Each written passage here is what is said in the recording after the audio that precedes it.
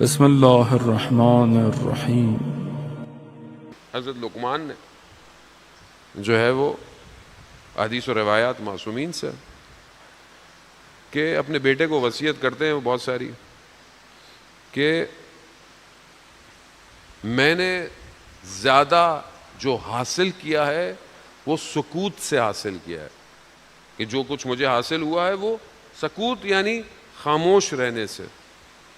خاموش رہنا انسان کے 9 در حکمت کے جو دروازے ہیں 9 وہ خاموشی کے ساتھ، یعنی انسان جتنا خاموش رہتا ہے اتنے اس کے حکمت جاری ہوتی ہے۔ لیکن کہاں خاموشی؟ مولا متقیان کہتے ہیں کہ باطل کے مقابلے میں خاموشی سے بہتر ہے انسان گفتگو کرے۔ باطل کے مقابلے میں خاموش نہیں رہنا، نہ ویسے دنیا کے اندر زندگی کے اندر انسان جو ہے وہ خاموشی ایک ایسی چابی ہے کہ جو خود آپ کو سوچنے پر مجبور کرتی ہے۔ خاموشی، سکوت، کم بولنا یا بلا وجہ نہ بولنا، کم از کم فضول نہیں بولنا۔ بعض اوقات انسان بیٹھا ہوتا ہے، ایک بات ہوئی ہے تو اپنی بات تو کرنی ہی کرنی ہے، چاہے غلط ہے کہ صحیح ہے، نہیں ہے کہہ کے لگانا حماقت کہہ کے حماقت قلب کے اوپر اس کو مردہ کر دیتی۔ اس لیے زیادہ بولنا، جھوٹ بولنا، زیادہ بولنا، غیبت زیادہ بولنا، خامخواہ زیادہ بولنا، خوب یہ ساری چیزیں زیادہ بولنا، زبان بہت امپورٹنٹ ہے۔ 200 گناہ زبان سے ہیں خالی۔ آپ ایک اور ہوم ورک دے دوں اگلے سال تک کے لیے، چلے شہید دست غیب کی کتاب ہے گناہ کبیرہ، 2 جلد اردو کے اندر، 2 والیوم چھوٹے چھوٹے، پڑھیں، ہر گناہ کے بارے میں لکھا ہوا ہے۔ زبان سب سے زیادہ گناہ، قبر میں پہلی رات جو عذاب آئے گا سب سے زیادہ زبان کی وجہ سے۔ زبان کتنا ڈیٹا نکال رہی ہے، بولے جا رہی ہے، بولے۔ آج کل جو ہم فارورڈ کرتے ہیں نا میسیجز، یہ بھی زبان ہی ہے بیسیکلی۔ یہ جو آپ ہر چیز فارورڈ کرتے رہتے ہیں، بھیجتے رہتے ہیں، صحیح ہے، غلط ہے، مذاق ہے، لطیفہ ہے، جوک ہے، حکمت یہیں سے جاری ہوگی۔ آیت اللہ عظمہ بہجت رضوان اللہ تعالی علیہ جب نجف میں پڑھتے تھے تو ان کے والد کو کسی نے بولا کہ یہ رات کو لمبی لمبی تہجدیں پڑھتے ہیں، لمبی لمبی، مولا کے حرم میں جاتے ہیں، لمبی لمبی عبادتیں کرتے ہیں۔ ان کو پتہ چلا، انہوں نے اپنے بیٹے کو خط لکھا کہ بھائی یہ میں راضی نہیں ہوں، اتنی لمبی لمبی تمہاری عبادت، صبح تم درس میں کیا کرتے ہوگے؟ وہ اپنے استاد کے پاس گیا کہ بھائی میں کیا کروں، باپ کا حکم شریعت میں واجب ہو جاتا ہے۔ آج کل کے جوانوں کو تو پتہ ہی نہیں ہوگا کہ ابا کا بھی کوئی حکم ہے کہ نہیں ہے۔ باپ کے بہت حقوق ہیں ذہن محترم، بہت حقوق ہیں باپ کا احترام، باپ کے آگے چلنا نہیں ہے۔ حدیث و روایات کہتی ہیں اگر بیٹھے ہوئے ہو باپ داخل ہو جائے، کھڑے ہو جاؤ، کھڑے ہو جاؤ۔ باپ کو نام سے مت پکارو، انگلی کا اشارہ نہیں کرو باپ کو، باپ ہے۔ باپ کا حکم بہت سے میں واجب ہے۔ عالم دین تھے، استاد نے کیا کہا؟ اس نے بولا بہرحال جو باپ نے کہا ہے وہ کرنا، لمبی لمبی تہجد نہیں پڑھو۔ تو کہا تھا مگر وہ جو تہجد لمبی پڑھنے سے وہ جو چیزیں حاصل ہوتی ہیں اس سے پھر میں محروم ہو جاؤں گا، تو کیا کروں؟ تو استاد تھے، کہا میں ایک اور نسخہ دیتا ہوں۔ کہا کیا؟ کہا خاموش رہو، سکوت، خاموشی کے روزے رکھو، خاموش رہے۔ دکان میں بھی جاتے تھے، پینسل کاغذ ہاتھ میں، یہ چاہیے، یہ چاہیے۔ خاموشی نے آیت اللہ بہجت کو کہاں پہنچا دیا؟ کہاں پہنچ گئے؟ خاموش رہے۔ سکوت بہت ضروری ہے۔ جیسے کل میں نے آپ کو بتایا کہ انسان، دوست، ہم نشین، دوستیاں، اثرات، زبان، خاموش رہے۔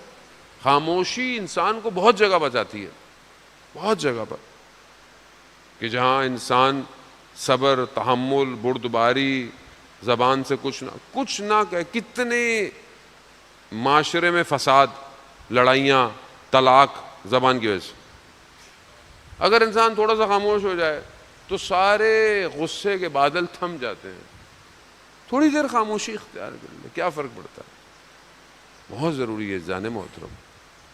اس لیے اب یہ انسان، یہ بیریئرز ہیں، توڑے اس کو۔ اب انسان اگر خود اپنی طرف متوجہ نہیں ہوگا نہیں ہوگا. آج میں ایک واقعہ پڑھا تھا, شب جمعہ بھی ہے, بہرحال امام سے توسل کی رات ہے. عزیزان محترم,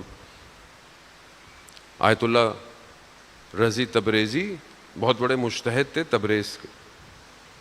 ان کے بارے میں بہرحال یہ کہ وہ اپنے زمانے کے بہت بڑے مجتہد تھے. وہ کہتے ہیں کہ میں اپنے گھر کو باز سازی کر رہا تھا, رینوویشن گھر میں کروا رہا تھا, تو مزدور آئے ہوئے تھے جو کام کر رہے تھے. تو ان میں ایک مزدور جوان تھا اور اس کی کیفیت سارے مزدوروں سے الگ تھی. تو میں کوشش کی کہ میں اس سے کئی دفعہ بات کروں, لیکن موقع نہیں دیتا تھا.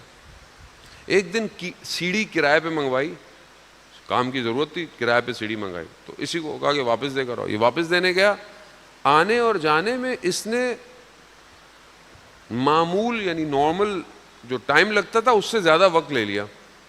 تو جب یہ واپس آیا تو میں نے اس سے پوچھا کہ تمہیں اتنی دیر کیوں لگی, راستہ تو ایسا نہیں تھا.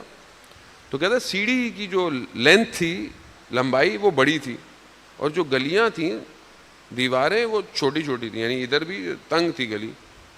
تو اگر وہ میں گزارتا تو میں نے اس کو بہت احتیاط سے نکالا. کہا کیوں؟ کہا کسی کی دیوار پہ نہ لگے, اسکریچ نہ پڑے. اگر کسی کی دیوار پہ لگ جائے تو مجھے تو اس کو کچھ دینا پڑ جائے گا, میں اس کو کیا دوں گا, کیسے دوں گا. ہم تو یہاں چلتے چلتے پتہ نہیں کتنوں کی گاڑیوں پہ اسکریچیں مارتے, ایسے بھی دل چاہ رہا تو لوگ مار دیتے ہیں.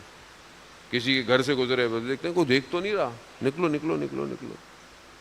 عزیزان محترم, قیامت والے دن یہ ایک اسکریچ صراط کے راستے پہ روک دے گا, یاد رکھیے گا, روک دے گا.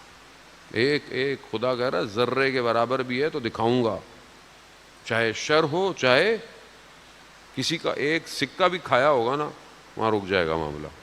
وہاں حساب کتاب یہ نہیں ہے کہ ہاں نہیں جاؤ.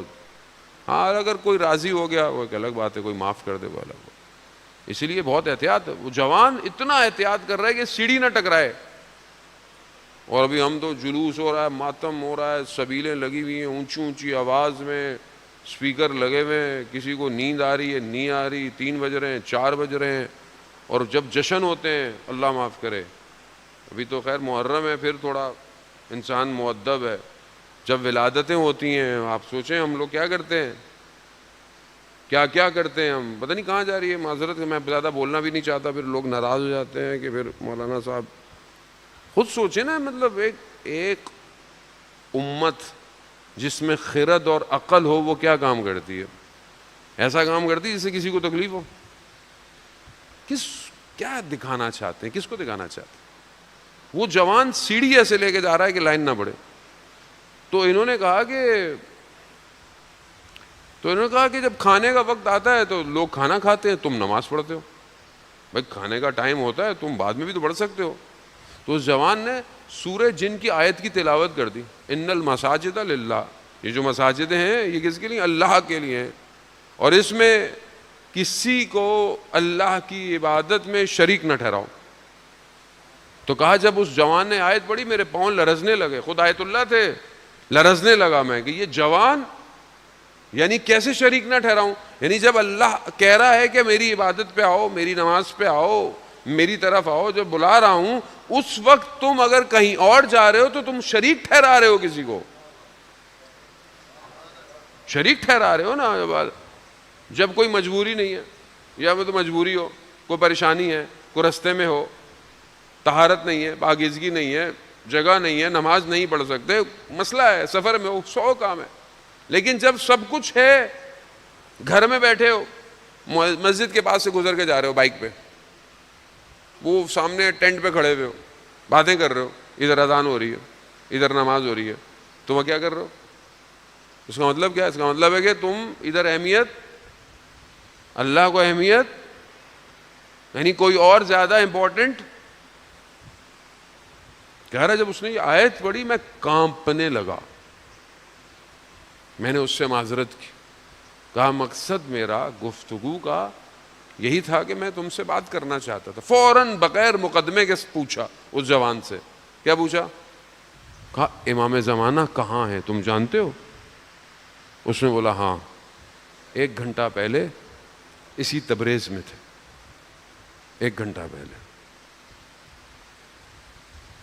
کہا ہم کیا کریں کہ امام کی خدمت میں پہنچے؟ جوان سے پوچھ رہے ہیں، جوان سے، ہم کیا کریں کہ ہم امام کی خدمت میں پہنچیں؟ جوان نے ایک ہی جواب دیا، کہا بے اپنے آپ تک پہنچو، مراقب رہو تھوڑا سا، یعنی اپنے پہ تھوڑی توجہ دو، امام تک پہنچنے کی ضرورت نہیں ہے، امام خود آ جائیں گے، خود آ جائیں گے، اپنے پہ توجہ دو تھوڑی سی۔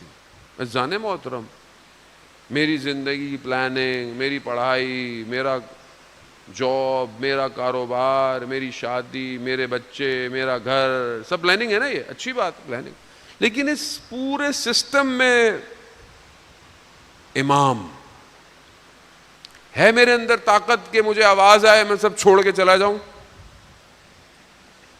پریکٹس کی میں نے، پریکٹس کر رہا ہوں میں، پیچھے کیا ہوگا، میرا کیا ہوگا، میرے گھر کا کیا ہوگا، میرا اس کا کیا ہوگا۔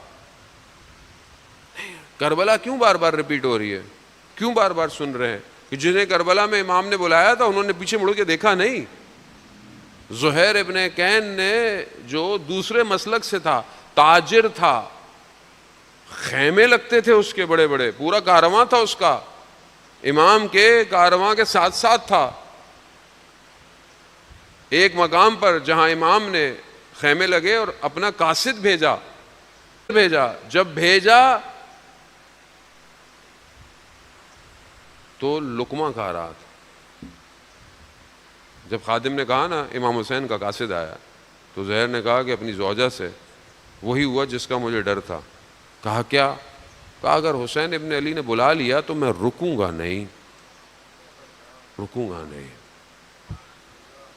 یہی کیا، گیا، جب پلٹا سب کو کہا جاؤ جاؤ، سب کو کہا، سب کو چھوڑ دیا، زوجہ کو بھی چھوڑ دیا، کہا جاؤ واپس۔ کہا کیوں؟ کہا میں جا رہا ہوں، مال تھا، دولت تھی، تاجر تھا، جاہو جلال تھا، خادم تھے، سب۔ کہا نہیں، کہا حسین نے بلا لیا ہے، معرفت، جسے ہو جائے کچھ نہیں دیکھتا، اٹھتا نہیں ہے وہ۔